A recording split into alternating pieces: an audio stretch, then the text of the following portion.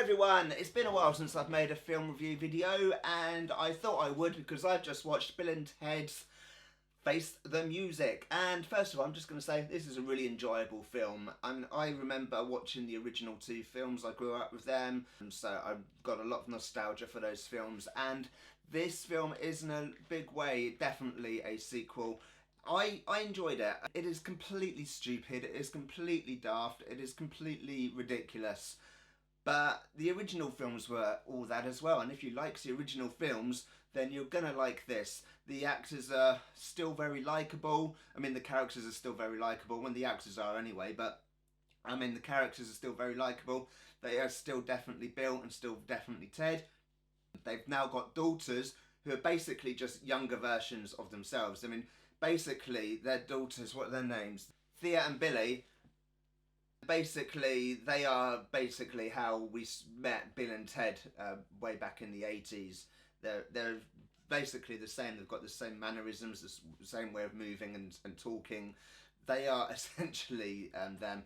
And for a lot of the film, you're actually following them going around time traveling, picking up people, much as the original Bill and Ted film did. But with the original one, it was historical characters, and with this one, they're picking up musicians. So there is that element to it, which is the same but different, but essentially it's the same. It's got a lot of the original characters. If I just look, I've got my laptop here, so I'm just looking at IMDb. Obviously it's still got Keanu Reeves and Alex Winter playing their roles. It's got William Sadler back as playing Death, so they've got that actor back. And also, who have we got? We've got Amy Stotch, how's that how you pronounce that? Back as Missy. She only plays like a really minor role in this. I mean, she had minor roles in the original films anyway, and this one it's even more of a minor role. And so she's back in it.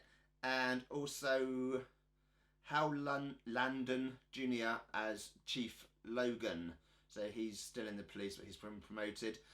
Some of the other actors have been replaced, like Elizabeth and Joanna. They're played by different people, and Deacon's in it, and he's played by someone else.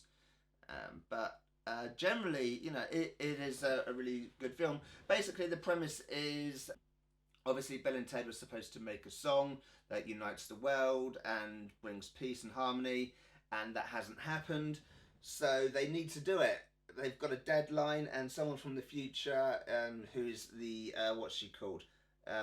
She's just simply called the Great Leader. Doesn't have another name. She thinks that actually the prophecy has been misunderstood and Bill and Ted should die, but obviously they've died before, so that's not really much of a big deal for them. And yeah, it's just very daft. There's a lot of time travelling. You've got Bill and Ted time travelling around in the original phone box that they had. Their daughters Thea and Billy are time travelling around in a modern time machine, and Elizabeth and Joanna are also time travelling around. So they've all got their own different missions or reason for going around. It's a bit daft. I mean, the story is a bit all over the place, to be honest. But it kind of works because they're going with it. They know they're all over the place, so they're like, do you know what the hell, we're all over the place, we might as well just go with it and just embrace it, embrace the silliness, embrace the daftness.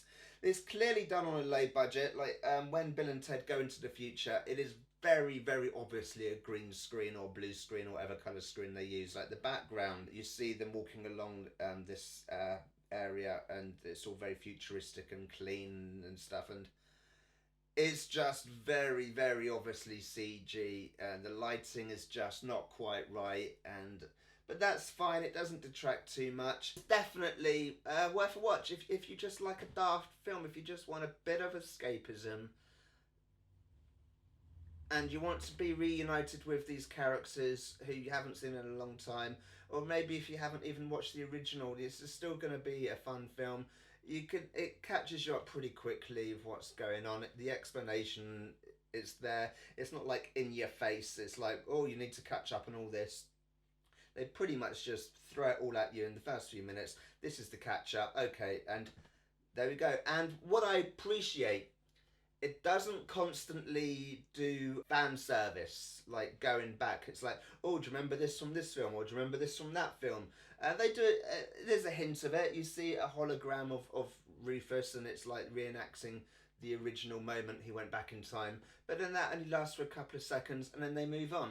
And I liked that they moved on. I liked that it just kept going at a nice pace, and it wasn't just like, hey, remember the excellent adventure, remember Bogus Journey. Yes, there are elements from it. There's a lot of time travel, picking up people, and you meet Death again. He's in it, but they've got history now, because obviously at the end of Bogus Journey, Death is in the band, and they've moved on.